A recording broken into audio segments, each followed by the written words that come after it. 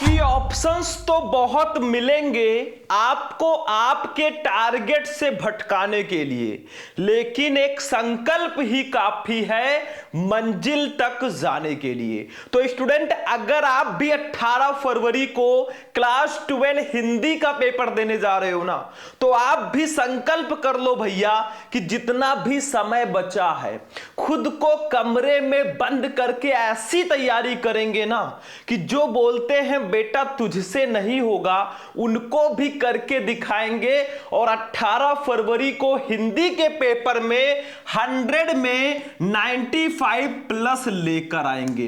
तो स्टूडेंट, आज का ये वीडियो आप सभी के लिए सबसे ज्यादा इंपॉर्टेंट है। आज मैं लेकर आया हूं 18 फरवरी हिंदी के पेपर का एक महा मैराथन क्लास। आज के इस वीडियो में हम पूरा हिंदी एक ही वीडियो में कंप्लीट करेंगे। अगर आप हिंदी में 100 नंबर का पूरा पेपर करना चाहते हैं ना, तो ये वीडियो शुरू से लेकर लास्ट तक देख लेना। अंतिम मौका है, अब आपके पास समय नहीं है और मैं आपको विथ ट्रिक पूरे हिंदी के जितने भी टॉपिक हैं सबको इस वीडियो में मैं आपको पढ़ाने वाला हूं बच्चों। तो चलिए स्टार्ट करते हैं। मैंने कहा ना कि ऑप्शन तो बहुत सारे हैं जो आपको आपके मंजिल से भटकाएंगे। कौन कौन? Facebook reel, Instagram reel, WhatsApp, ये सब भैया कुछ दिन के लिए बंद कर दो और संकल्प कर लो कि मुझे जो भी समय बचा है खुद को कमरे में बंद करके इतनी मेहनत करेंगे ना कि टॉपर बनकर निकलेंगे। आज के इस वीडियो में हम पूरा हिंदी पढ़ेंगे, समय भले ही लग जाए। हर साल मैं ऐसा मैराथन क्लास बच्चों को देता हूं, लाखों बच्चे इसी वीडियो को देखकर बहुत अच्छा परसेंटेज लेकर आते हैं। इस बार आपकी बारी है। टोटल 20 टॉपिक इस वीडियो में हम पढ़ेंगे। टाइम कितना भी लग जाए लेकिन पूरा हिंदी आज हम खत्म करेंगे और मैं गारंटी लेता हूं अगर आपने बैठकर इस पूरे वीडियो को देख लिया लास्ट तक ना, फिर तो आप 100 में 95 प्लस लेकर आओगे, क्योंकि इसमें मैं 100% फिक्स टॉपिक को भी बताऊंगा। देखो, सबसे पहले हम बहुविकल्पीय प्रश्नों को पढ़ेंगे, फिर गद्यांश को सॉल्व करेंगे विथ ट्रिक, फिर पद्यांश को सॉल्व करेंगे, लेखक का साहित्यिक परिचय पढ़ेंगे, कवि का साहित्यिक परिचय पढ़ेंगे और फिर और भी देखो इसमें और भी एक कहानी पढ़ेंगे, खंड काव्य पढ़ेंगे। मतलब सारे टॉपिक हम पढ़ेंगे। ये देखो, कहानी, खंड काव्य, संस्कृत गद्यांश, संस्कृत पद्यांश, मुहावरे और लोकोक्तियां, अनेक अर्थी शब्द, अनेक शब्दों के लिए एक शब्द वाक्य संशोधन, ठीक है, रस, छंद, अलंकार, पत्र लेखन, निबंध। मतलब पूरा हिंदी इस वीडियो में, खंड का और खंड खा दोनों इस वीडियो में हम पढ़ेंगे। अगर आप 17 फरवरी को आधी रात को भी ये वीडियो देख रहे हो ना, तो देखकर चले जाना मेरे भाई। चलिए स्टार्ट करते हैं। एक एक टॉपिक को हम पढ़ते हैं, कोई भी टॉपिक नहीं छोड़ेंगे। अब समय नहीं है, मैराथन क्लासेस आपको लेना ही होगा। सबसे पहले पढ़ेंगे बहुविकल्पीय प्रश्नों को। कुल 10 नंबर के आते हैं स्टूडेंट, यहां से हमारी शुरुआत होती है और शुरुआत अच्छी हो इसके लिए इस वीडियो को लाइक कर देना। लाइक का टारगेट है सिर्फ 5000 लाइक्स का। अगर आप 5000 लाइक्स पहुंचा देते हो ना और 1000 कमेंट कर देते हो भाई, हमें मोटिवेशन मिलेगा, हम आपके सारे पेपर की तैयारी बहुत अच्छे से करवा देंगे। साथ में चैनल को भी सब्सक्राइब कर लेना। इसका फ्री पीडीएफ कहां मिलेगा अभी मैं आपको बताऊंगा बीच में कि कहां आपको इसका फ्री पीडीएफ मैं दे रहा हूं, ठीक है। देखो, फर्स्ट का आवारा मसीहा के लेखक कौन है बताओ। बहुविकल्पीय प्रश्न में आया है आवारा मसीहा के लेखक कौन है? आचार्य रामचंद्र शुक्ल, सदा सुखलाल, विष्णु प्रभाकर या हजारी प्रसाद द्विवेदी? अरे भैया, विष्णु प्रभाकर जी हैं आवारा मसीहा के लेखक। आंख बंद करके टिक कर देना, विष्णु प्रभाकर, ठीक है। समझ में आ रहा है? कुछ है नहीं। पहले हम बहुविकल्पीय से स्टार्ट करेंगे और देखते देखते पूरा हिंदी निबंध तक पढ़ेंगे। अब टेंशन मत लो भैया, जब तक है आपका भाई शुभम। दूसरा देखो बच्चों, खा वाला है, संयोगिता स्वयंवर के लेखक कौन है? संयोगिता स्वयंवर किसकी रचना है? बहुत इंपॉर्टेंट है, आप जाकर प्रीवियस ईयर पेपर उठाकर देख लेना भाई। ये सब क्वेश्चन बहुत ज्यादा आए हैं और जो 40 नंबर के 100% फिक्स टॉपिक है ना, वो भी मैं इसी वीडियो में पढ़ाने वाला हूं, टेंशन मत लेना। तो संयोगिता स्वयंवर, राधा कृष्ण दास, प्रताप नारायण मिश्र, बालकृष्ण भट्ट या श्रीनिवास दास? भैया, संयोगिता स्वयंवर जो है ये श्रीनिवास दास जी की रचना है। आपका चौथा ऑप्शन सही है, ठीक है। चलो गा वाला देखते हैं बच्चों। गा, इंदुमती कहानी के लेखक कौन है? इंदुमती को प्रथम कहानी माना जाता है। इसके लेखक कौन है? ऑप्शन है वृंदावन लाल वर्मा, किशोरी लाल गोस्वामी, अज्ञेय या फिर प्रेमचंद। भैया इंदुमती के जो लेखक हैं वो किशोरी लाल गोस्वामी जी हैं। सेकंड ऑप्शन बिल्कुल सही है। समझ में आ रहा है? देखो हिंदी है, कुछ रटना नहीं है, न्यूमेरिकल नहीं सॉल्व करना, हमें सिर्फ देखना है ध्यान से। आप वीडियो को सिर्फ लास्ट तक देख लेते हो ना, सारे टॉपिक आपके क्लियर हो जाएंगे, ये मेरी गारंटी है। ये फिजिक्स का न्यूमेरिकल नहीं है कि फॉर्मूला याद करके लगाना है, ठीक है, आसान है। चलो अगला क्वेश्चन देखो बच्चों, घा। स्कंदगुप्त नाटक के लेखक कौन है? स्कंदगुप्त, चंद्रगुप्त, अजातशत्रु, इन सबके लेखक कौन है? लक्ष्मी नारायण मिश्र, जयशंकर प्रसाद, भारतेंदु हरिश्चंद्र, प्रताप नारायण मिश्र। भैया जयशंकर प्रसाद जी हैं। चंद्रगुप्त, स्कंदगुप्त, अजातशत्रु, इन सब के लेखक हैं जयशंकर प्रसाद जी। फटाफट आंख बंद करके टिक कर देना। चलो भैया अंगा नंबर क्वेश्चन पे आ जाओ। अंगा, मृगनयनी के लेखक कौन है? मृगनयनी उपन्यास के लेखक कौन है? कभी कभी क्वेश्चन आ जाता है ना कि मृगनयनी किस विधा की रचना है, तो उपन्यास। इसके लेखक कौन है? भगवती चरण वर्मा, वृंदावन लाल वर्मा, अमृत राय या जैनेन्द्र कुमार। भैया वृंदावन लाल वर्मा जी हैं मृगनयनी उपन्यास के लेखक। दिल थाम के बैठिएगा, ऐसा क्लास कहीं नहीं मिलेगा, और ध्यान से देखिएगा। मैराथन क्लासेस में आपको इस बार प्रोवाइड करा रहा हूं अच्छे से, बस आप लोग बने रहो हमारे साथ, प्यार बांटते रहो मेरे भाई, सब फ्री है। आपको सिर्फ वीडियो को लाइक करना है, लाइक में क्या जाएगा, बस हमें मोटिवेशन मिलेगा, हम आपको और भी अच्छी अच्छी क्लासेस देंगे, ठीक है। चैनल को सब्सक्राइब करके रखोगे तो आपको नोटिफिकेशन मिलेगा फटाफट। चलो दूसरे का काम। अब देखो 5 क्वेश्चन हो गए हिंदी गद्य के इतिहास से, 5 क्वेश्चन हमने हिंदी पद्य के इतिहास से लिया। देखो, हरी घास पर क्षण भर इस कृत निम्नलिखित में से किसकी है? हरी घास पर क्षण भर, यह रचना किसकी है? भवानी प्रसाद मिश्र, बालकृष्ण शर्मा नवीन, अज्ञेय या नागार्जुन? अज्ञेय जी की है मेरे भाई। सच्चिदानंद हीरानंद वात्स्यायन अज्ञेय इनका पूरा नाम है, और हरी घास पर क्षण भर इन्हीं की रचना है, यानी कि तीसरा ऑप्शन बिल्कुल सही होगा। यह क्वेश्चन मैं आपको पहले भी बता चुका हूं, बहुत ज्यादा इंपॉर्टेंट है, ठीक है। चलो अगला क्वेश्चन देखते हैं बच्चों, खा वाला। आनंद कादंबिनी पत्रिका के संपादक कौन है? आनंद कादंबिनी, महावीर प्रसाद द्विवेदी, भारतेंदु हरिश्चंद्र, रूप नारायण पांडे या बद्री नारायण चौधरी, प्रेमघन? भैया प्रेमघन जी की रचना है आनंद कादंबिनी। चौथा ऑप्शन आंख बंद करके टिक कर दो, बहुत इंपॉर्टेंट है, ठीक है। चलो भैया गा वाला देखते हैं। निम्नलिखित में से प्रयोगवादी कवि हैं, इसमें से कौन है जो प्रयोगवादी कवि हैं? बताओ। महादेवी वर्मा, सुमित्रानंदन पंत, अज्ञेय या डॉक्टर नगेंद्र? भैया अज्ञेय जी हैं। महादेवी वर्मा तो छायावादी युग की कवित्री हैं, सुमित्रानंदन पंत छायावादी युग की कवित्री हैं, लेकिन अज्ञेय जी प्रगतिवादी युग के कवि हैं, ठीक है। चलो अगला क्वेश्चन देखते हैं भैया, घा वाला देख लो। छायावाद काल का काल निर्धारण है, मतलब छायावाद काल जो है ये कब से कब तक है? सन 1900 से 1922 ईस्वी, सन 1938 से 1943 ईस्वी, सन 1919 से 1938 ईस्वी, सन 1943 से अब तक। भैया सन 1919 से 1938 ईस्वी तक है छायावाद काल। समझ में आ रहा है? कुछ है नहीं, बहुत इंपॉर्टेंट क्वेश्चन है, ये सब क्वेश्चन ट्रेंडिंग में चलते हैं मेरे भैया। अगला देखो, प्रगतिवाद का मुख्य आधार क्या है? प्रगतिवाद का मुख्य आधार प्रजातंत्र, राष्ट्रीय पुनर्जागरण, साम्यवाद या समाज सुधार? भैया साम्यवाद जो है ये प्रगतिवाद का मुख्य आधार है। अब 10 क्वेश्चन मैंने आपको बता दिए हिंदी के ऑब्जेक्टिव। भैया मैंने 50-50 क्वेश्चन करके ना हिंदी के बहुत सारे बहुविकल्पीय प्रश्न मैंने आपको बताए हैं। अगर और भी देखना है तो YouTube पे सर्च करना, class 12 Hindi important objective question Shubham lecturer, video मिल जाएगा। अब चूंकि मैं आपको पूरा हिंदी पढ़ा रहा हूं तो मुझे सारे टॉपिक को लेकर चलना है, एक ही टॉपिक पर टाइम वेस्ट नहीं करना। चलो भैया गद्यांश आ जाता है। गद्यांश को थोड़ा ध्यान से समझना मेरे भाई। गद्यांश में क्या होता है, आपको एक गद्यांश दिया जाएगा, इसके नीचे भैया इसी गद्यांश से रिलेटेड 5 क्वेश्चन दिए जाएंगे। पांचों का आंसर दे देते हो ना तो 2-2 नंबर के एक एक क्वेश्चन रहेंगे। ये देखो टोटल आपको 10 नंबर दिया जाएगा। इसका आंसर कैसे लिखना है वो तो मैं आपको बताऊंगा ही, लेकिन पहले हम गद्यांश को पढ़ेंगे। भैया जब पेपर देने जाओगे ना तो आंसर नहीं लिखा होगा, ये गद्यांश रहेगा और 5 क्वेश्चन रहेंगे, आंसर आपको लिखना होगा, ठीक है। चलो हम पढ़ लेते हैं। बाकी चैप्टर मैंने बता रखा है, राष्ट्र का स्वरूप, अशोक के फूल, भाषा और आधुनिकता, निंदा रस, ये 4 चैप्टर बहुत इंपॉर्टेंट है, इससे गद्यांश आते हैं तो इन्हीं चारों चैप्टर का तैयार कर लेना। तो चलो इसको पढ़ते हैं, फिर आंसर ढूंढते हैं विथ ट्रिक, फिर मैं आपको बताता हूं भैया कैसे करना है। देखो पढ़ो, निंदा का उद्गम ही हीनता और कमजोरी से होता है। मनुष्य अपनी हीनता से दबता है, वो दूसरों की निंदा करके ऐसा अनुभव करता है कि वे सब निकृष्ट हैं और वो उनसे अच्छा है।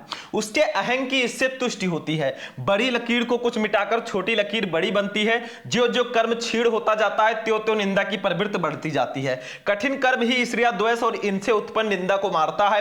इंद्र बड़ा ईर्ष्यालु माना जाता है क्योंकि वो निठल्ला है। स्वर्ग में देवताओं को बिना उगाया अन्न, बेबनाया महल और बिन बोए फल मिलते हैं।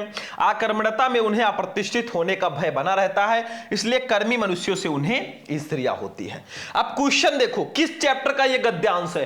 पहचानो। आप एक काम करना, पाठ का नाम और इसके लेखक का नाम पहले से ही याद रखना। जैसे ये किस चैप्टर का है, अगर देखोगे तो निंदा, निंदा कई बार ये निंदा आ चुका है, निंदा आ चुका है, तो ये निंदा रस चैप्टर का गद्यांश है मेरे भाई। क्या? निंदा रस चैप्टर निंदा रस चैप्टर का यह गद्यांश है। कैसे? क्योंकि इसमें निंदा आ गया।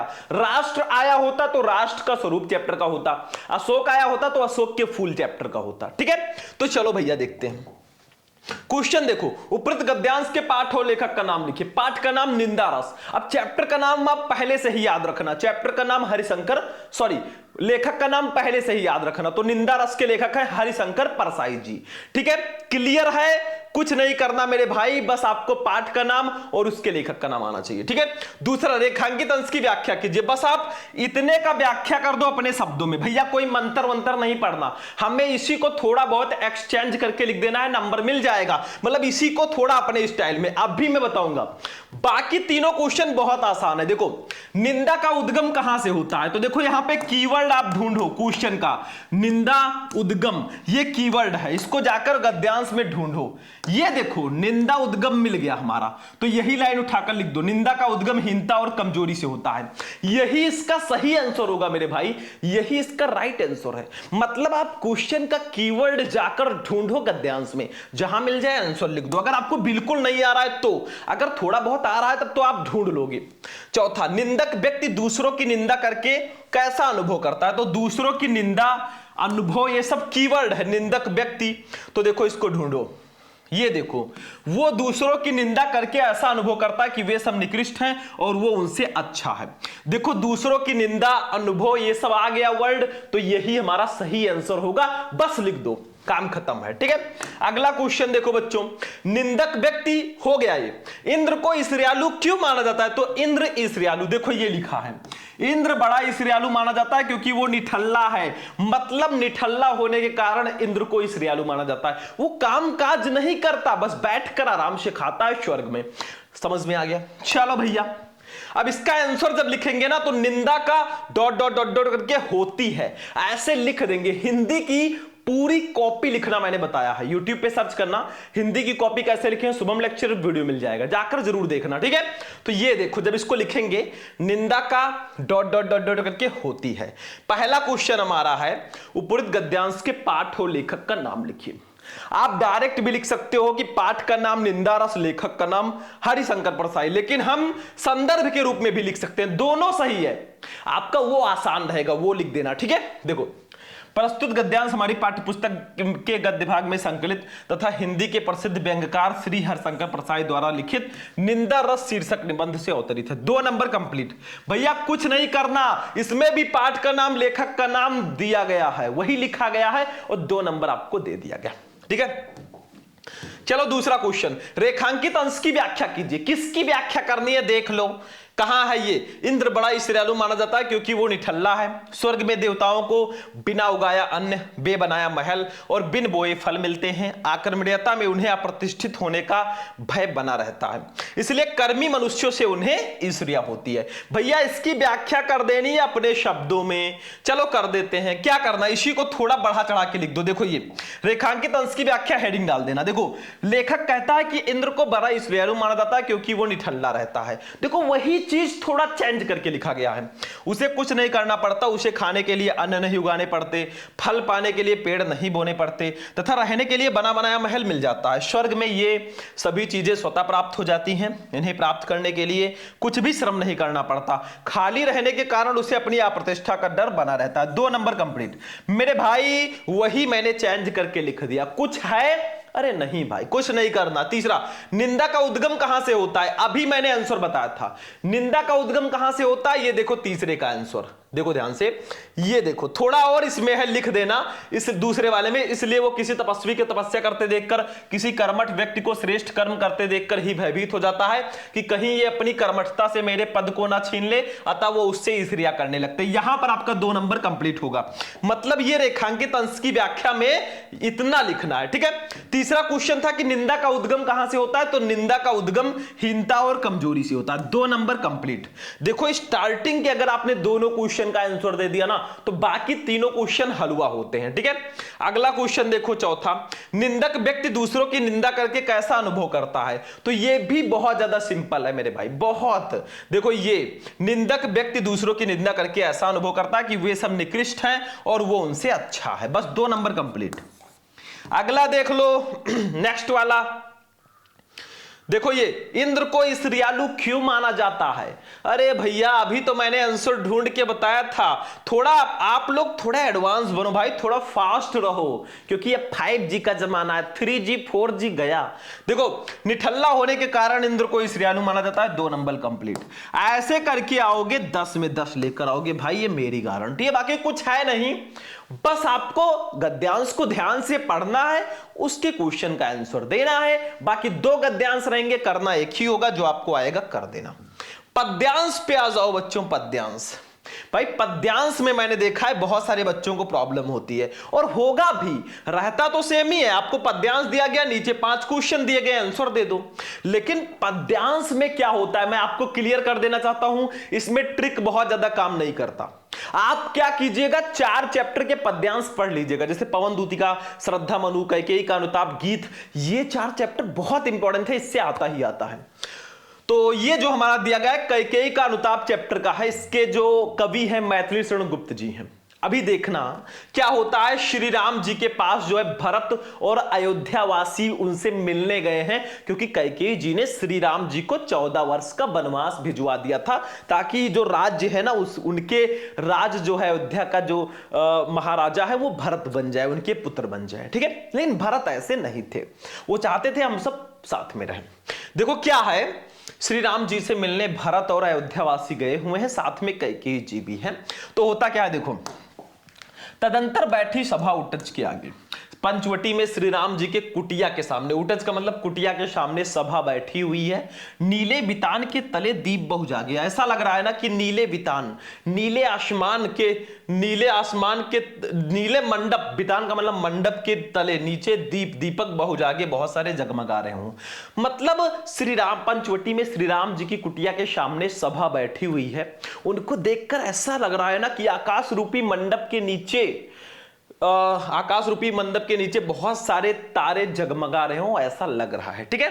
फिर टकटकी लगाए नयन सुरों के थेवे, टकटकी लगाए, एक टक लगाए, देख रहे थे नयन आंखों से सुरो देवताओं के थेवे। परिणाम उत्सुक, परिणाम के लिए उत्सुक थे, उन भयातुरों के थे और वो डरे हुए थे। मतलब देवतागण भी ना टकटकी लगाए देख रहे थे, एक टक लगाए वहां पे देख रहे थे, और वो जो निर्णय आने वाला था ना उसके लिए बहुत उत्सुक थे। उन्हें डर भी था कि कहीं श्री राम इसका कुछ और अर्थ ना निकाल दे, ठीक है। उत्फुल्ल करौंदी कुंज वायु रह रहकर, मतलब उत्फुल्ल का मतलब प्रसन्न, करौंदी कुंज, करौंदे का बगीचा, वायु रह रहकर मतलब करौंदे की बगीचे से वायु रह रहकर आ रही थी। वहां का जो माहौल था बहुत अच्छा था, करती थी सबको पुलक पूर्ण महमहकर, और सबको वहां पे पुलक पूर्ण, मतलब पुलक पूर्ण का मतलब होता है प्रसन्न कर रही थी, ठीक है, आनंद से परिपूर्ण कर रही थी, महमहकर महकर। मतलब करौंदे के बगीचे से वायु जो है उसके पुष्प से होकर आ रही थी, और वहां जितने लोग बैठे थे ना सबको आनंद से परिपूर्ण कर रही थी, प्रसन्न कर रही थी। वो जो माहौल था उसको देखकर ऐसा लग रहा था वो चंद्रलोक था, कहां चांदनी वैसी। वहां का जो माहौल था वो चंद्रलोक की तरह प्रतीत हो रहा था, वैसी चांदनी कहां। प्रभु बोले गिरा गंभीर नीरनित जैसी, तभी जो हमारे प्रभु श्री राम हैं वो बोले गिरा मतलब गिरा गंभीर वाणी के साथ, नीरनित जैसी सागर की तरह, ठीक है। मतलब तभी उसी माहौल में जो है श्री राम जी सागर की तरह गंभीर गर्जन करते हुए बोलना शुरू करते हैं।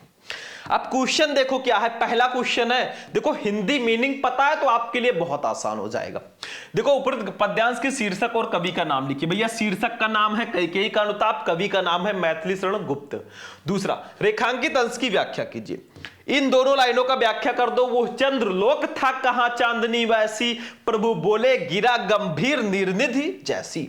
अभी बता देंगे। तीसरा, भरत किसे लेने चित्रकूट गए थे, तो भरत श्री राम जी को लेने चित्रकूट गए थे। चौथा, अयोध्या का राज्य किसे मिला था, अयोध्या का राज्य भरत को मिला था। पांचवा, प्रभु बोले गिरा गंभीर निर्निधि जैसी, इस पंक्ति में कौन सा अलंकार है, अभी मैं बताऊंगा मेरे भाई कि इसमें कौन सा अलंकार है, ये देख लो, उपमा और अनुप्रास अलंकार है। ठीक है, तो अब हम जब पद्यांश को सॉल्व करेंगे ना तो ऐसे लिखेंगे, तदंतर बैठी डॉट डॉट डॉट डॉट करके निर्निधि जैसी। पहला क्वेश्चन है, उपयुक्त पद्यांश के शीर्षक और कवि का नाम लिखिए। हम डायरेक्ट भी लिख सकते हैं, शीर्षक का नाम कैकेयी का अनुताप, कवि का नाम मैथिली शरण गुप्त, लेकिन हम एज अ संदर्भ भी लिख सकते हैं। देखो, प्रस्तुत पद्यांश श्री मैथिली शरण गुप्त द्वारा रचित साकेत महाकाव्य से हमारी पाठ्य पुस्तक के पद्य भाग में संकलित कैकेयी का अनुताप शीर्षक काव्यांश से अवतरित है। 2 नंबर कंप्लीट मेरे भाई। ये पाठ का नाम और ये कवि का नाम हो गया। दूसरा देखो, रेखांकित अंश की व्याख्या कीजिए मेरे भाई। रेखांकित अंश की व्याख्या मतलब वो चंद्रलोक था कहां चांदनी वैसी, प्रभु बोले गिरा गंभीर निर्निधि जैसी, इसकी व्याख्या कर देनी है, कुछ नहीं है, हलवा हलवा।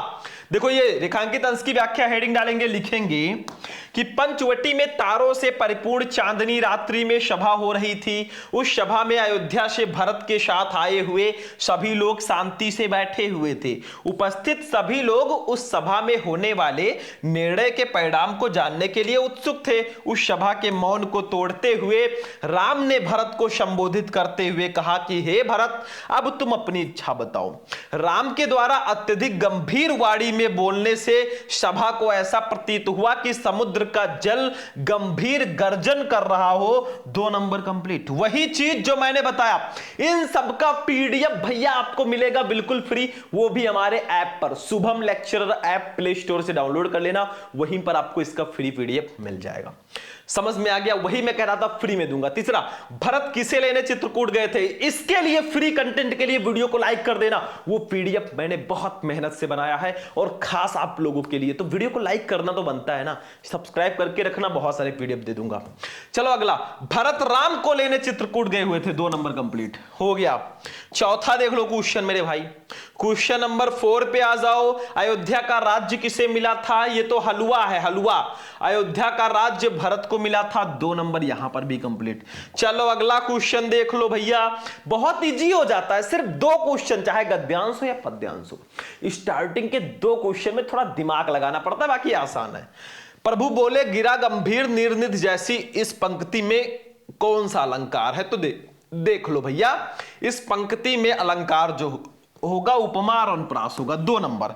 मतलब मेरे भाई 10 में 10 लेकर आओगे अगर ऐसे करके आओगे, बाकी आपके ऊपर है कैसे पढ़ के जाओगे। चलो अब हम चलते हैं भैया साहित्यिक परिचय पे, और आज हमने लिया है लेखकों में हरिशंकर परसाई जी का। देखो वासुदेव शरण अग्रवाल, हजारी प्रसाद द्विवेदी का मैं आपको कई वीडियोस में बता चुका हूं, या जीवन परिचय का मैंने अलग से भी वीडियो बना रखा है। यूट्यूब पे जाना, सर्च करना, क्लास 12 हिंदी इंपॉर्टेंट जीवन परिचय शुभम लेक्चरर, लेखक और कवि सबका एक ही वीडियो में मैंने बना रखा है, उसको जाकर जरूर देखना इस वीडियो को देखने के बाद। ठीक है, तो देखो हरिशंकर परसाई जी का आज हम पढ़ेंगे। सबसे पहले आपको छोटा सा जीवन परिचय लिखना है, या संक्षिप्त परिचय लिखिएगा। मेन हेडिंग हमारा रहेगा साहित्यिक परिचय, ये देखो, फिर रचनाएं लिख देंगे, नंबर मिल जाएगा। जीवन परिचय, मध्य प्रदेश में इटारसी के निकट जमानी नामक स्थान पर हिंदी के सुप्रसिद्ध व्यंग्यकार हरिशंकर परसाई का जन्म 22 अगस्त 1924 को हुआ।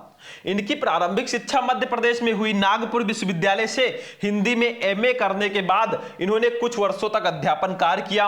हरिशंकर परसाई जी साप्ताहिक हिंदुस्तान, धर्मयुग तथा अन्य पत्र पत्रिकाओं में नियमित रूप से लिखते रहे। 10 अगस्त 1995 को ये यशस्वी साहित्यकार परलोकवासी हो गया।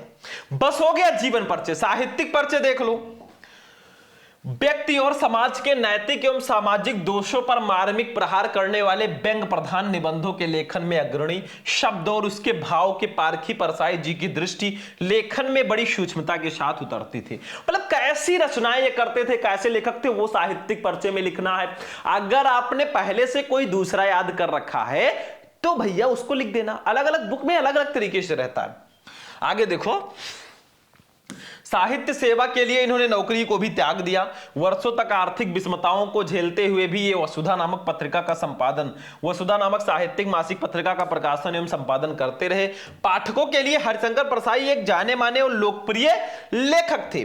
बस 3 नंबर मिलेगा आपको बच्चों साहित्यिक परिचय का, ये देखो 3 नंबर। 2 नंबर मिलेगा रचनाओं का, देखो ये रचनाएं।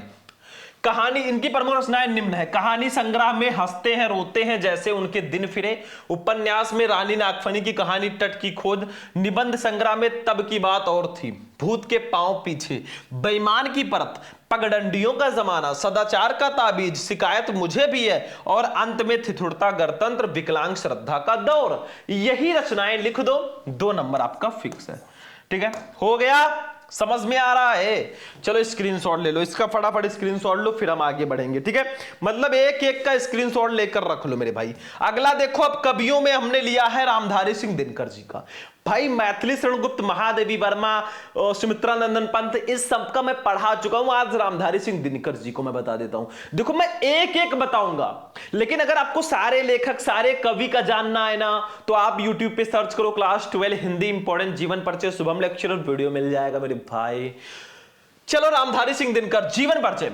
श्री रामधारी सिंह दिनकर का जन्म 30 अगस्त 1908 ईस्वी को जिला मुंगेर बिहार के सिमरिया नामक ग्राम में हुआ था। इनके पिता का नाम श्री रवि सिंह और माता का नाम श्रीमती मनरूप देवी था। इनकी प्रारंभिक शिक्षा गांव की ही पाठशाला में हुई और इनका स्वर्गवास 24 अप्रैल 1974 ईस्वी को मद्रास चेन्नई में हुआ। बस हो गया, जीवन परिचय खत्म। पूरे 100 नंबर का पढ़ना है भैया। अभी तो हमने 35 नंबर कंप्लीट किया, ये 40वां नंबर है। साहित्यिक परिचय। दिनकर जी की सबसे प्रमुख विशेषता उनकी परिवर्तनकारी सोच रही है। उनकी कविता का उद्भव छायावाद युग में हुआ और वो प्रगतिवाद, प्रयोगवाद, नई कविता आदि युगों से होकर गुजरी।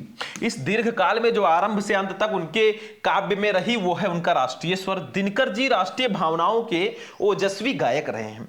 इन्होंने देशानुराग की भावना से ओतप्रोत, पीड़ितों के प्रति सहानुभूति की भावना से परिपूर्ण तथा क्रांति की भावना जगाने वाली रचनाएं लिखी हैं। बस हो गया, ले लो स्क्रीनशॉट। चलो आगे रचनाएं देख लो। दिनकर जी की रचनाएं निम्न है। काव्य रचना में रेणुका, हुंकार, कुरुक्षेत्र, उर्वशी। कविता संग्रह में रसवंती, द्वंद्व गीत, सामधेनी बापू, इतिहास के आशु, धूप और धुआं, नीम के पत्ते, नीलकुसुम, चक्रवाल, कवि श्री, शिपी और शंख, परशुराम की प्रतीक्षा, स्मृति तिलक, हारे को हरनामा आदि। बाल साहित्य में धूप, छां, मिर्च का मजा आदि। बस 2 नंबर इसका भी कंप्लीट, मतलब 5 नंबर पूरा आपका कंप्लीट हो चुका है। चलो इसका आप लोग स्क्रीनशॉट ले लो, मैं थोड़ा सा साइड में हूं। ठीक है, हो गया बच्चों। चलो आगे बढ़ते हैं। अब चलते हैं कहानी पे। भैया कहानी में मैंने आपको बताया ही है कि आप पंचलाइट, बहादुर, ध्रुव यात्रा, बस 3 कहानी पढ़ लो, जिसमें पंचलाइट और बहादुर बहुत इंपॉर्टेंट है। सारांश और उद्देश्य दोनों पढ़ लेना, काम खत्म है। मैंने पंचलाइट कहानी का सारांश पढ़ाया था ना, 3-4 लाख बच्चों ने उस वीडियो को देखा। अरे आप क्यों नहीं देखा आपने? बहुत इंपॉर्टेंट है वो कहानी। चलो आज हम पढ़ेंगे बहादुर कहानी का उद्देश्य पढ़ेंगे। उद्देश्य क्या है? सारांश मैं आपको पढ़ा चुका हूं, यूट्यूब पे सर्च करोगे आ जाएगा। पंचलाइट कहानी का सारांश शुभम लेक्चरर, बहादुर कहानी का सारांश शुभम लेक्चरर। भैया आज उद्देश्य पढ़ लो। देखो, आधुनिक कथा जगत में प्रेमचंद की कहानी कला को अक्षुण्ण रखने वाले कलाकारों में अमरकांत अग्रणी हैं। इनकी कहानियों में मध्यम वर्ग तथा निम्न वर्ग की पारिवारिक परिस्थितियों का सजीव, आदर्श तथा यथार्थवादी चित्रण मिलता है। इनकी बहादुर कहानी मध्यम वर्गीय परिवार में नौकरी करने वाले बहादुर नाम के पहाड़ी लड़के पर आधारित एक रोचक, सुगठित, संक्षिप्त तथा समस्या मूलक कहानी है। इसमें बताया गया है कि मात्र पूंजीपति ही श्रम का शोषण नहीं करते, वरन सामान्य मध्यम वर्ग भी इस कुकृत्य में पीछे नहीं है। इस कहानी का उद्देश्य समाज में उत्पन्न वर्ग संघर्ष को मानवीय सहानुभूति द्वारा समाप्त करने का संदेश देना है। शोषितों के प्रति मानवता एवं प्रेम का व्यवहार ऊंच नीच के भेद के कारण दिलों में परी दरार को भर देता है। ठीक है, ऐसे नोट कर लो। बहादुर भी मानवीय संवेदनाओं, मानवीय स्नेह एवं संवेदनाओं का भूखा है। मालिक द्वारा पीटे जाने और प्रतिक्रिया स्वरूप घर उसके द्वारा घर छोड़ दिए जाने पर परिवार के सभी लोगों को पश्चाताप का अनुभव होता है। वे स्वयं को दोषी महसूस करते हैं। धनी और निर्धन का वर्ग भेद मानवीय भावनाएं ही कम कर सकती हैं। लेखक का मुख्य उद्देश्य दोनों के हृदयों का परिवर्तन है और सबके प्रति सहानुभूतिपूर्ण व्यवहार बनाए रखने का संदेश देना है। बेटा ये आपका हो गया 5 नंबर फिक्स। यानी कि हमने क्या क्या पढ़ा, देखो 10 नंबर का बहुविकल्पीय, 10 नंबर का गद्यांश, 10 नंबर का पद्यांश, 10 नंबर का साहित्यिक परिचय, 5 नंबर की कहानी, 45 तो हमारा हो गया। अब 5 नंबर का आपका आता है खंड काव्य। भैया खंड काव्य मैं इस वीडियो में इसलिए नहीं पढ़ाऊंगा क्योंकि देखो यूपी में जिला वाइज ये होता है। कुछ जिलों में रश्मि रथी, कुछ जिलों में त्यागपति, कुछ जिलों में श्रवण कुमार, कुछ जिलों में आलोक वृत्त, कुछ जिलों में मुक्ति यज्ञ। तो आप किस जिले से हैं, आप में कौन सा खंड काव्य है कमेंट कर देना, ठीक है। यही एक टॉपिक है जो जिला वाइज है, बाकी सब में सेम होता है, ठीक है। तो ये 50 नंबर का खंड का हमारा कंप्लीट हो गया। खंड खा पे चलेंगे बच्चों। खंड खा में सबसे पहले दिया जाएगा संस्कृत का गद्यांश, 7 नंबर का ये रहेगा। मैंने बताया था मेरे भाई कि आप पढ़ लो कौन सा चैप्टर, जातक कथा, महामानवमालविया, पंचशील सिद्धांता, संस्कृत भाषा या महत्वम, ये 4 चैप्टर पढ़ लो भाई, आपका नंबर एकदम फिक्स है, एकदम से फिक्स है। बस यही आप पढ़ लो। तो देखो इसको ध्यान से समझो, इस गद्यांश को हमें ध्यान से पढ़ना है, चैप्टर को पहचानना है, फिर संदर्भ के साथ हिंदी अनुवाद करना है। तो पहले इस गद्यांश को मैं हिंदी अनुवाद के साथ बता देता हूं, फिर लिखना सिखा दूंगा भाई। चलो, महापुरुषा लौकिक प्रलोभनेश बद्धा, महापुरुष सांसारिक प्रलोभनों में फंसकर नियत लक्ष्यांतर कदाप भ्रंशत, वो अपने लक्ष्य से कभी विचलित नहीं होते। मतलब महापुरुष जो हैं वो सांसारिक प्रलोभनों में फंसकर अपने निश्चित लक्ष्य से कभी विचलित नहीं होते। देश सेवानुरक्तो अयम, देश सेवा में अनुरक्त युवा उच्च न्यायालय की परिधो सीमा में स्थानुनास्कृत, मतलब देश सेवा में अनुरक्त ये युवा उच्च न्यायालय की सीमाओं में बंधकर नहीं रह सका, ठीक है। कौन, महामना मालवीय की बात हो रही है। ये महामना मालवीय का है। देखो पंडित मोतीलाल नेहरू, लाला लाजपत राय प्रभुत्र, अन्य राष्ट्रनायकों और अन्य राष्ट्रनायक के साथ सह सोयब देश से इन्होंने देश की स्वतंत्रता संग्राम में अवतीर्ण, यानी कि स्वतंत्रता संग्राम में उतरे। मतलब पंडित मोतीलाल नेहरू, लाला लाजपत राय आदि अन्य राष्ट्रनायक के साथ ये स्वतंत्रता संग्राम में ये भी उतर गए। देहल्याम त्रियो में कांग्रेस अधिवेशनम, मतलब दिल्ली में कांग्रेस के 23वें अधिवेशन में इन्होंने अध्यक्ष पदम अलंकृतवान, अध्यक्ष पद को इन्होंने अलंकृत किया। रोलेट एक्ट इत्याख्यस्य विरोधस्य ओजस्वी भाषणम श्रुत्वा, मतलब रोलेट एक्ट के विरोध में इनके ओजस्वी भाषण को सुनकर आंडलक शासका भीता जाता, अंग्रेज शासक भी भयभीत हो उठे।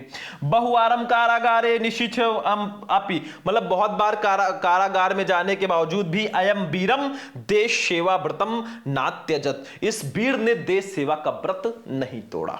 अब भैया जब इसको सॉल्व करना वही सेम प्रोसेस, महापुरुषा ... करके देश सेवा व्रतम नात्यजत। संदर्भ लिख दो पहले किस चैप्टर का है, 2 नंबर इसी का मिलता है। देखो प्रस्तुत गद्यांश हमारी पाठ्यपुस्तक के संस्कृत भाग में संकलित महामना मालवीय नामक पाठ से अवतरित है। 2 नंबर कंप्लीट। चैप्टर का नाम लिख दो, काम खत्म है, लेखक नहीं लिखना होता। अनुवाद देख लो, महापुरुष संसारिक प्रलोभनों में फंसकर अपने निश्चित लक्ष्य से कभी विचलित नहीं होते। देश सेवा में अनुरक्त ये युवक उच्च न्यायालय की सीमाओं में बंधकर ना रह सका। पंडित मोतीलाल नेहरू, लाला लाजपत राय जैसे अन्य राष्ट्रीय नेताओं के साथ वे भी देश के स्वतंत्रता संग्राम में उतरे। दिल्ली में कांग्रेस के 23वें अधिवेशन के अध्यक्ष पद को इन्होंने सुशोभित किया। रॉलेट एक्ट के विरोध में इनके ओजस्वी भाषण को सुनकर अंग्रेज शासक भयभीत हो उठे। बहुत बार जेल में डाले जाने पर भी इस वीर ने देश सेवा का व्रत नहीं छोड़ा। बस हो गया, 5 नंबर इसका, 2 उसका, पूरे 7 नंबर आपको मिल गए। अब चलते हैं हिंदी के 110% फिक्स टॉपिक पर, वो है भैया संस्कृत का पद्यांश। मैंने बताया है आपको कि एक चैप्टर है भैया सुभाषित रत्नानी, सुभाषित रत्नानी, ये जो चैप्टर है ना, इस चैप्टर में जितने भी श्लोक हैं इस पूरे चैप्टर को पढ़ लो। बाकी जो चैप्टर है किसी किसी में एक एक श्लोक है उसको पढ़ लेना, 7 नंबर 100% फिक्स है। सिर्फ एक चैप्टर पढ़ने से अगर 7 नंबर फिक्स हो जाए तो क्यों ना उसको पढ़ ले मेरे भाई। तो देखो जैसे ये हमने एक ले लिया है सुभाषित रत्नानी का, जल बिंदु निपातेन क्रमशः पूर्णते घटा साहेतु सर्व विद्या नाम धर्मस्य च धनस्य च, मतलब जल की एक एक बूंद गिरने से क्रमशः घड़ा भर जाता है। उसी प्रकार विद्या, धर्म और धन का भी यही हेतु है। अगर आप थोड़ी थोड़ी विद्या प्राप्त करोगे, आपके पास एक दिन बहुत सारी विद्या हो जाएगी, मतलब बहुत ज्यादा ज्ञानी हो जाओगे। अगर थोड़ा थोड़ा धन इकट्ठा करोगे, एक दिन बहुत बड़े धनवान हो जाओगे। थोड़ा थोड़ा धर्म अगर आप लोग अपनाओगे तो एक दिन धर्मात्मा हो जाओगे। चलो पहले संदर्भ लिखो, ऐसे जल बिंदु डॉट डॉट डॉट डॉट करके धनस्य च। संदर्भ, प्रस्तुत पद्यांश या श्लोक हमारी पाठ्य पुस्तक के संस्कृत भाग में संकलित सुभाषित अतनाने नामक पाठ से अवतरित है। 2 नंबर कंप्लीट मेरे भाई। दूसरे चैप्टर का आ जाए तो चैप्टर का नाम बदल दो। पद्या अनुवाद, जल की एक एक बूंद गिरने से क्रमशः घड़ा भर जाता है। समस्त विद्याओं, धर्म और धन को संग्रह करने का भी यही हेतु या कारण है। अर्थात निरंतर उद्योग करते रहने से ये धीरे धीरे ये तीनों वस्तुएं संग्रहित हो पाती हैं। 5 नंबर कंप्लीट मेरे भाई। 7 में 7 लेकर आओगे अगर ऐसे करके आओगे। चलो अब चलते हैं मुहावरे एवं लोकोक्तियों पे, हिंदी व्याकरण पे आ गए। देखो, घी के दिए जलाना, बस इतना ही आपको दिया जाएगा। अर्थ लिखकर वाक्य प्रयोग हमें करना है, मतलब आपको। तो खुशियां मनाना, वाक्य प्रयोग, भ्रष्ट अधिकारी का तबादला होने पर सभी कर्मचारियों ने घी के दिए जलाए। देखो आपका क्वेश्चन इस वाक्य में आ चुका है, वाक्य प्रयोग बिल्कुल सही है। दूसरा, चंपत होना मतलब भाग जाना, ठीक है। वाक्य प्रयोग, आयकर अधिकारियों के उड़न दस्ते को देखकर बड़े बड़े व्यापारी शहर से चंपत हो जाते हैं। बस हो गया, ऐसे ही वाक्य प्रयोग करके आ जाओ, नंबर मिला है। आपठित गद्यांश पे आ जाओ भाई, फ्री का नंबर है। सिर्फ इस गद्यांश को ध्यान से पढ़ लो। इसके नीचे 3 क्वेश्चन है, इसका आंसर दे दो। ये 1 नंबर 2 5 नंबर फ्री का। इसको पढ़ते हैं फिर आंसर देते हैं भाई, आसान है। देखो, भारत भौतिक दृष्टि से पिछड़ गया और इसलिए उसकी आध्यात्मिकता नाम मात्र रह गई। अशक्त आत्मनुभूत नहीं कर सकता, बिना अभ्युदय के निश्रेय की सिद्धि नहीं होती। अतः आवश्यक है कि हम बल संवर्धन करें, अभ्युदय के लिए प्रयत्नशील हों, जिससे अपने रोगों को दूर कर स्वास्थ्य लाभ कर सके तथा विश्व के लिए भार न बनकर उसकी प्रगति में साधक और सहायक हो सके। क्वेश्चन क्या है देखो, भौतिक दृष्टि से भारत की क्या स्थिति है। ये देखो, भारत भौतिक दृष्टि से पिछड़ गया और इसलिए इसकी आध्यात्मिकता नाम मात्र रह गई। यही लिख दो। देखो क्वेश्चन का कीवर्ड आ गया, उठाकर लिख दो। अब देखो इतना समझ में आ गया। दूसरा क्वेश्चन होगा 2 नंबर का, ठीक है। चलो उसको भी समझ लेते हैं मेरे भाई। दूसरा वाला देखो, निश्रेय की सिद्धि किससे होती है। देखो लिखा है यहां पे, बिना अभ्युदय के निश्रेय की सिद्धि नहीं होती। तो निश्रेय की सिद्धि अभ्युदय से होती है। किससे? अभ्युदय से। देखो ऐसे ही समझना होगा, 2 नंबर फिक्स है, हलवा है मेरे भाई। तीसरा, सशक्त होना क्यों आवश्यक है। क्यों आवश्यक है सतर्क होना? तो देखो ये विश्व के लिए भार न बनकर उसकी प्रगति में साधक और सहायक हो सके, इसीलिए सशक्त होना आवश्यक है। बस हो गया। अब जब इसका आंसर लिखना, सेम प्रोसेस। देखो ध्यान से, वही वाला गद्यांश का फर्स्ट वर्ड देखो, ये भारत भौतिक डॉट डॉट डॉट डॉट करके सहायक हो सके। पहला क्वेश्चन है भौतिक दृष्टि से भारत की क्या स्थिति है, तो भारत भौतिक दृष्टि से पिछड़ गया और इसलिए उसकी आध्यात्मिकता नाम मात्र रह गई। 1 नंबर इसका, ठीक है। दूसरा क्वेश्चन, निश्रेय की सिद्धि किससे होती है, तो निश्रेय की सिद्धि अभ्युदय से होती है। 2 नंबर यहां पर भी कंप्लीट, ठीक है। तीसरा क्वेश्चन देखो, सशक्त होना क्यों आवश्यक है, तो विश्व के लिए भार न बनकर उसकी प्रगति में साधक और सहायक बन सके, इसलिए सशक्त होना आवश्यक है। 2 नंबर यहां पर भी कंप्लीट मेरे भाई। 5 में 5 लेकर आओगे अगर ऐसे करके आओगे, बाकी आपकी मर्जी। अगला देख लो भैया, शब्द युग्म, एकदम फ्री का क्वेश्चन है भाई। जितना ज्यादा क्वेश्चन पढ़ोगे, प्रैक्टिस करोगे, उतने ज्यादा नंबर आपको मिलेंगे। देखो, उपकार अपकार का सही अर्थ क्या होगा, दूसरों का कार्य और बुरा, पुकार और ना बोलना, भलाई और बुराई, अच्छा और बुरा। उपकार का मतलब होता है भलाई, अपकार का मतलब बुराई। गा वाला ऑप्शन सही है। दूसरा, वसन व्यसन का सही अर्थ क्या होगा, विवश और व्याकुल, वस्त्र और आदत, कवच और भोजन, विस्तार और अवधि। वस्त्र और आदत, वसन का मतलब वस्त्र, व्यसन का मतलब आदत। खा वाला ऑप्शन सही है। चलो तीसरा, अनेकार्थी शब्द पे आ जाओ, मतलब एक ही शब्द के 2 अर्थ लिखने हैं। जैसे लक्ष्य, लक्ष्य को हम निशाना लगाने का स्थान, उद्देश्य, ध्येय, अभीष्ट, वस्तु बता सकते हैं। जलज को दूल्हा श्रेष्ठ सुंदर लिख सकते हैं, ठीक है।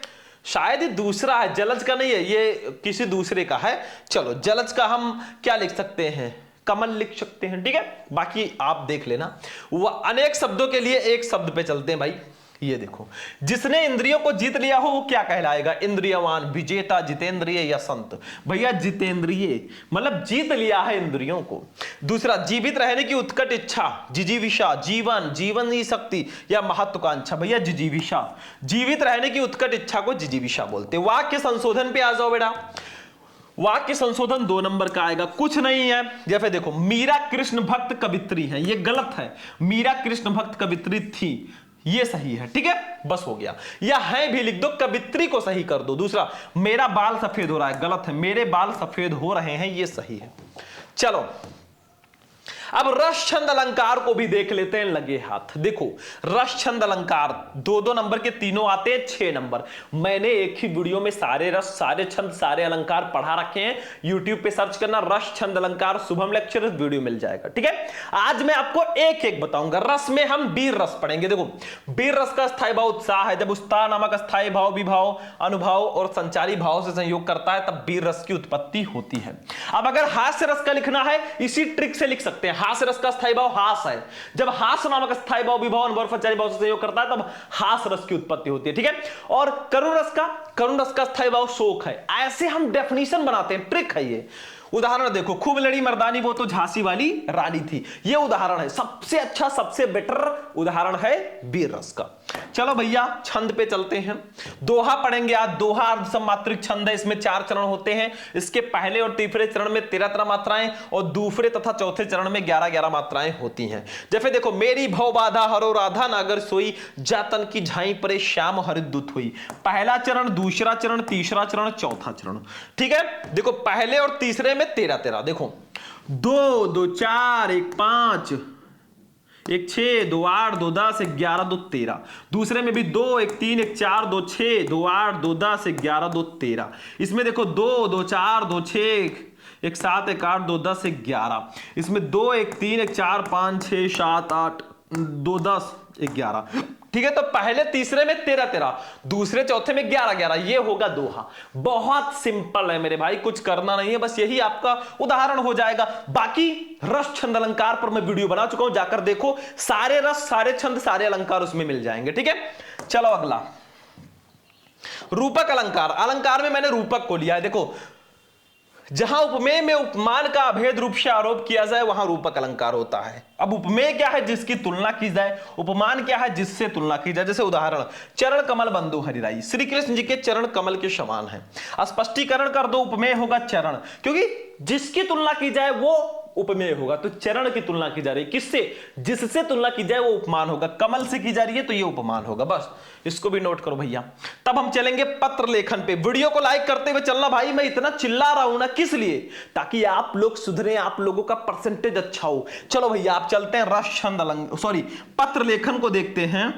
अब देखिए स्टूडेंट, पत्र लेखन में हम पढ़ेंगे अपने गांव अथवा शहर की बिजली समस्या हेतु उचित अधिकारी को एक पत्र लिखिए। मतलब आप जिस गांव या शहर में रहते हैं भाई, बिजली की समस्या है, उसके लिए आपको उचित अधिकारी को एक पत्र लिखना है। बहुत आसान है मेरे भाई, चलो देखते हैं। सबसे पहले सेवा में बिजली विभाग मेरठ, जहां पे पत्र लिख रहे हैं वो लिख दो। विषय क्या है? बिजली की अनियमित आपूर्ति, ये हमारा विषय है, विषय लिखो। फिर नीचे आप महोदय लिखना भाई। यहां पे जगह नहीं है तो मैंने अगले पेज में कर दिया। ये देखो महोदय, और अपनी पूरी दुख कथा सुनाओ। देखो महोदय, हम जैन नगर कॉलोनी के निवासी आपका ध्यान बिजली समस्या की ओर आकर्षित कराना चाहते हैं। पानी तथा अन्य कार्यों के लिए बिजली की सर्वाधिक आवश्यकता ग्रीष्म काल में होती है और हम सब अप्रैल के प्रारंभ से ही अनुभव कर रहे हैं कि भरपूर गर्मी प्रारंभ होने से पूर्व भी बिजली की आपूर्ति कम हो गई है। बिजली जीवन की मूलभूत आवश्यकता है। हमारी कॉलोनी में बिजली आपूर्ति प्रारंभ और बंद होने का कोई समय भी निर्धारित नहीं है। हमारी कॉलोनी के से एक प्रतिनिधि मंडल इस संबंध में बिजली आपूर्ति अधिकारी से भी मिला था और उन्होंने 1 सप्ताह में बिजली आपूर्ति बढ़ाने का वचन दिया था।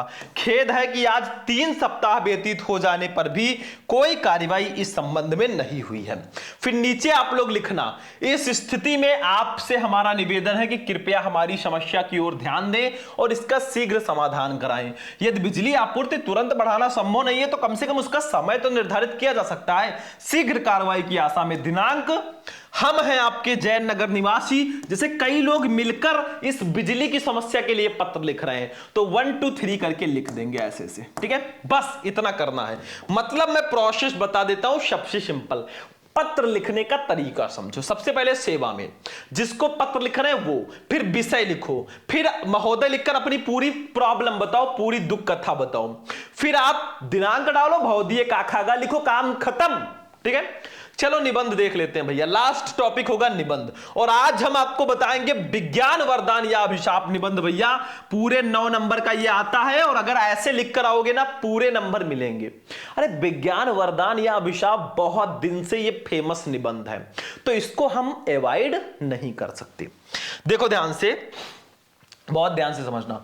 रूपरेखा, प्रस्तावना, सबसे पहले हम प्रस्तावना देखेंगे। रूपरेखा, जब भी निबंध लिखो ना एक रूपरेखा आपको बनाना है, जिसमें प्रस्तावना पहला हेडिंग रहेगा, लास्ट में उपसंहार आपका हेडिंग जरूर रहेगा, और बीच में निबंध से रिलेटेड हेडिंग। देखो निबंध ये सारे हेडिंग मैं बताऊंगा। पहले प्रस्तावना, दूसरा हेडिंग विज्ञान वरदान के रूप में, वरदान के रूप में किन किन क्षेत्रों में है वो समझा दो, फिर विज्ञान अभिशाप के रूप में क्यों है, फिर उपसंहार लिख दो। ठीक है, ऐसे हेडिंग डाल डाल के लिखना है। पहले प्रस्तावना लिखते हैं, आखिर विज्ञान है क्या। देखो ध्यान से, आज का युग वैज्ञानिक चमत्कारों का युग है। मानव जीवन के प्रत्येक क्षेत्र में आज विज्ञान ने आश्चर्यजनक क्रांति ला दी है। मानव समाज की सारी गतिविधियां आज विज्ञान से प्रचलित हैं।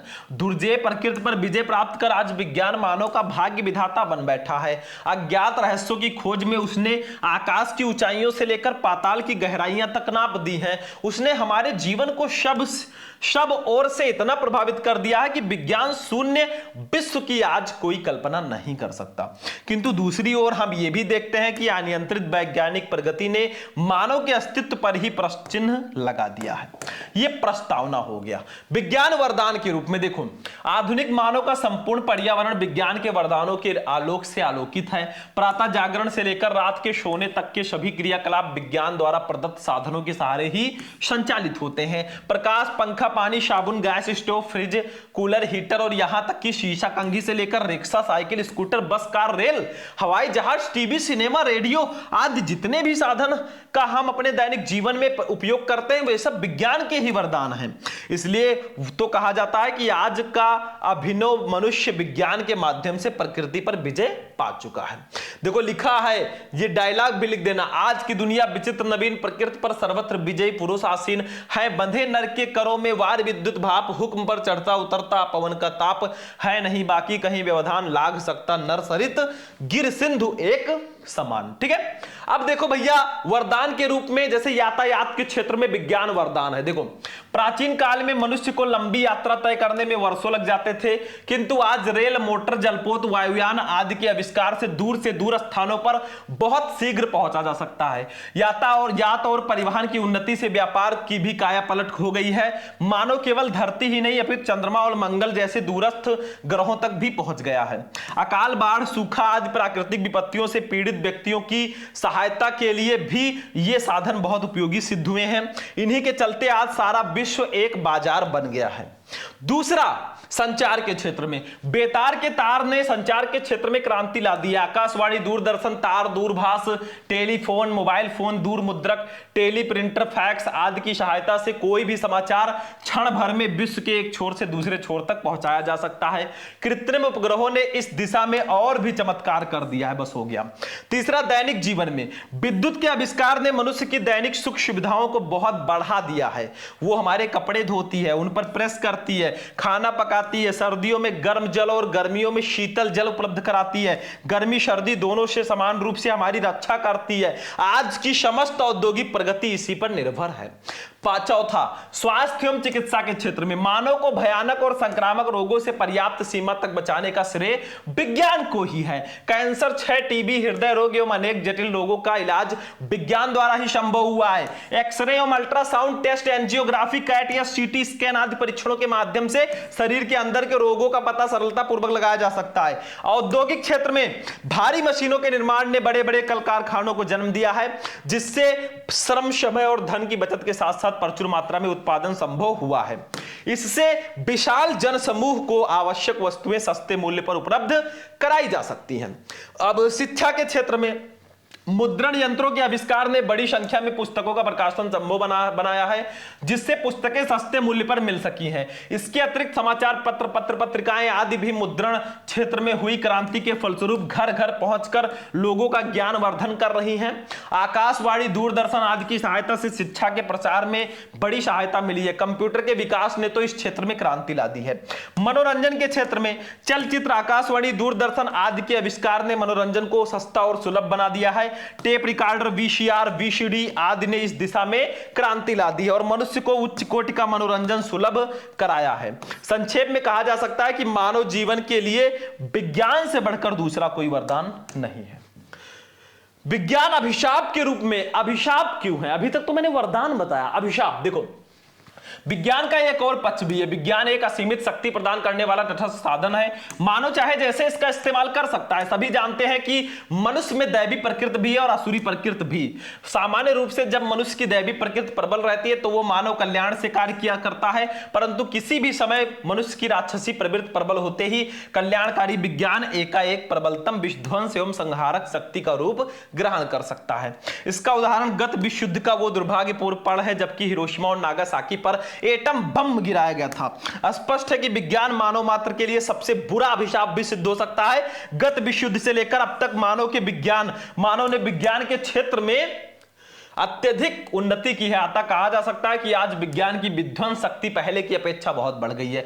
विज्ञान ने इसी विनाशकारी रूप को दृष्टि में रखकर महाकवि दिनकर मानव को चेतावनी देते हुए कहते हैं, सावधान मनुष्य, यदि विज्ञान है तलवार तो इसे दे फेंक, तजकर मोह स्मृति के पार खेल सकता तू नहीं, ले हाथ में तलवार काट लेगा अंग तीखी है बड़ी ये धार। बस ये रामधारी सिंह दिनकर जी ने कहा। ठीक है, उपसंहार देख लो।